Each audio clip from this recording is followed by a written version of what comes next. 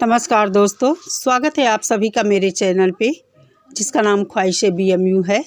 और आज मैं काफ़ी दिनों के बाद ऐसा वीडियो लेकर आई हूँ। ये जो टॉक विद अलका और बाकी लोगों के बीच कंट्रोवर्सी चल रही है उससे रिलेटेड ये वीडियो है। बहुत अच्छा लगा था कि इस कंट्रोवर्सी को रोकने के लिए कोई इंसान आया था और मुझे भी ये लग गया था कि शायद ये कोई महिला नहीं और पुरुष के रूप में ये जो इंसान आया है तो पुरुष की बात समझेंगे, लेकिन ऐसा मुझे कहीं दिखाई नहीं दे रहा कि ये कंट्रोवर्सी ख़त्म होगी। बल्कि मुझे तो ये लग रहा है ये और भी ज़ोर पकड़ने वाली है। जगह जगह लाइव हो रही है और लोग लाइव में बहुत सारी बातें कर रहे हैं।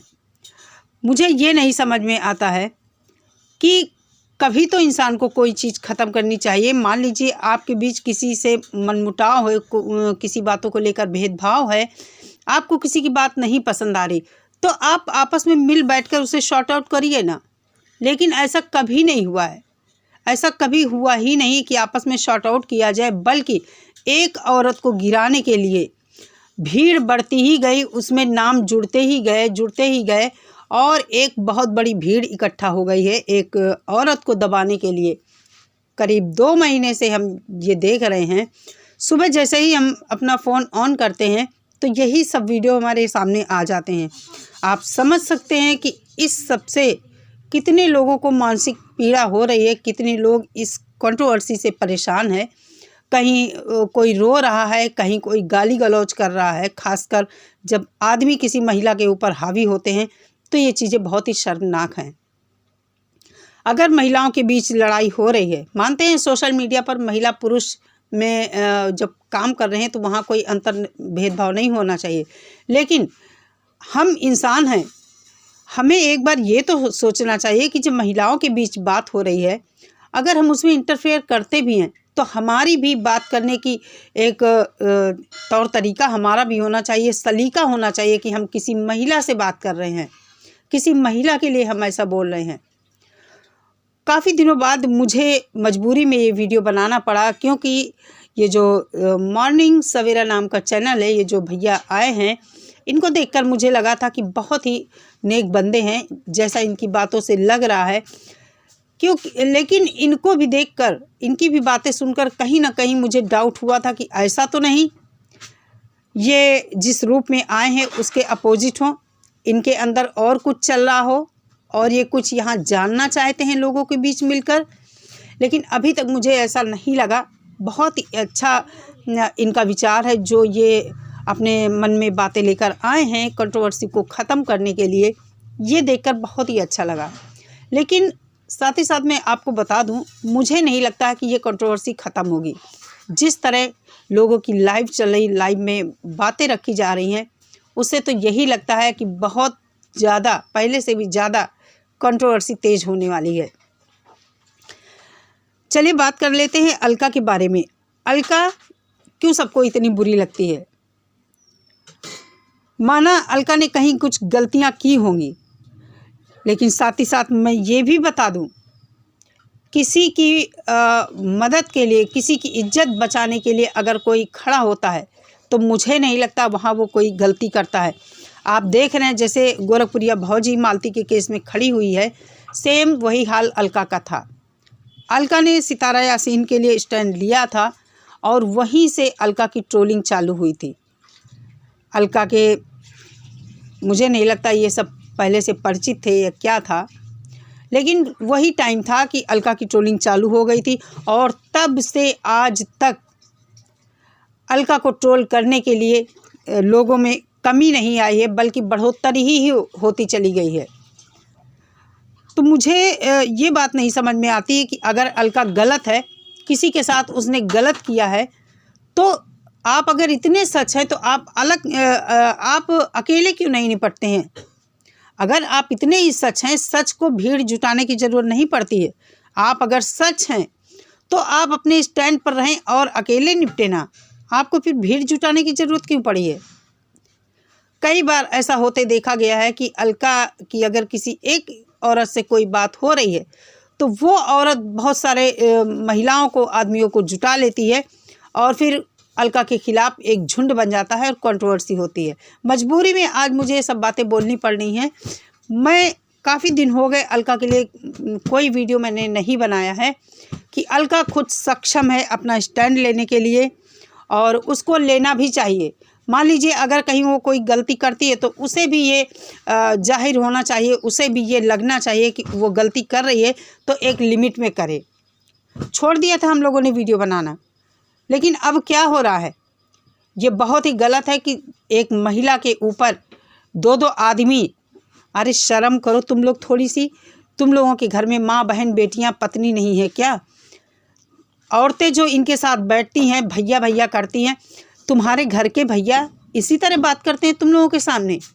थोड़ा सोच कर देखना, क्या तुम लोग अपने भाई के साथ बैठकर ऐसी ही बातें करती हो? तुम्हारे घर में अगर कोई लड़ाई झगड़ा आपस में किसी से हो जाता है तो क्या इसी तरह तुम लोग मैटर सुलझाते हो? गाली बकते हो, मोहल्ले घर के बाहर आकर मोहल्ले में चिल्ला चिल्ला कर अपने भाई को जलील करते हो, अपनी बहन को जलील करते हो। इस तरह मैटर सुलझाया जाता है? किसी को हम अगर कोई बात समझाना चाहते हैं तो उसके साथ बैठकर शांतिपूर्वक एक बात करते हैं।